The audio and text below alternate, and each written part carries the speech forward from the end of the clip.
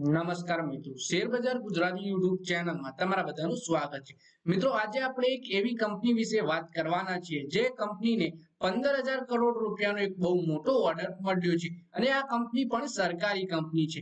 તો આ કઈ કંપની છે એના વિશે આપણે તમામ માહિતી ડિટેલમાં જોઈએ। એનબીસીસી કંપની અત્યાર સુધીનો સૌથી મોટો ઓર્ડર મળ્યો છે। જાણકારી અનુસાર કંપનીને 15,000 કરોડ રૂપિયાનો ઓર્ડર મળ્યો છે।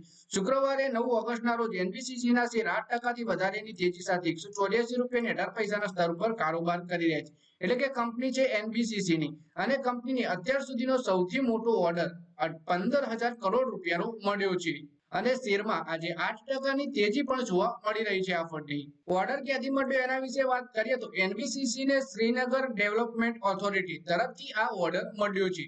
ભારત સરકાર અને એનબીસીસી ની વચ્ચે તેને લઈને સહમતિ અને હસ્તાક્ષર થઈ ગયા છે। શહેરની હદમાં આવેલા બેમીના વિસ્તારમાં સેટેલાઇટ ટાઉનશીપ બનાવવામાં આવશે। શ્રીનગર ડેવલપમેન્ટ ઓથોરિટી અવૈસ અહેમદ અને એનબીસીસીના સંજય ગુપ્તાએ હસ્તાક્ષર કર્યા છે। એટલે કે શ્રીનગર ડેવલપમેન્ટ ઓથોરિટી તરફથી કંપનીને 15,000 કરોડનો ઓર્ડર મળ્યો છે ટાઉનશીપ બનાવવા માટે।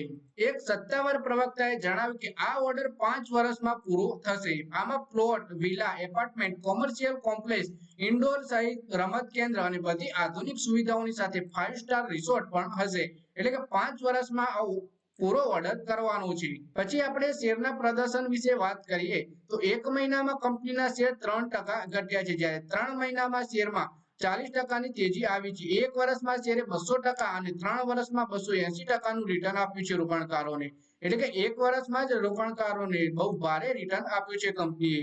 તો મિત્રો, આ વિડીયોમાં વાત કરીએ આપણે એનબીસીસી કંપનીના શેર વિશે, જેમાં કંપનીને 15,000 કરોડ રૂપિયાનો બહુ મોટો ઓર્ડર મળ્યો છે શ્રીનગર ડેવલપમેન્ટ ઓથોરિટી તરફથી અને આ ઓર્ડર 5 વર્ષમાં કંપનીને પૂરો પણ કરવાનો છે। તો મિત્રો, આ વિડીયોમાં બસ આટલું જ। હવે મળીએ આવનારા વિડીયોમાં। ત્યાં સુધી તમે વિડીયોમાં લાઈક કરો, કોમેન્ટ કરો અને વિડીયો પોતાના મિત્રો સાથે ફેસબુક, ઇન્સ્ટાગ્રામ, વોટ્સએપ બધી જગ્યાએ શેર કરો। શેર બજારની આવી જ માહિતી ગુજરાતીમાં જોવા માટે તમે ચેનલને સબસ્ક્રાઇબ કરીને ઘંટી પણ દબાવતા જજો।